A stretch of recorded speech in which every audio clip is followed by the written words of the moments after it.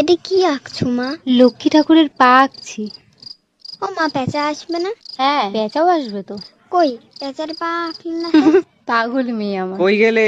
হ্যাঁ যাই। দেখ, তোর বাবা ঠাকুর নিয়ে চলে এলো। কি গো, ওই আসো, জোগাড় দাও জোগাড় দাও। দীপ জলে সাথে শাখ বাজে তোমার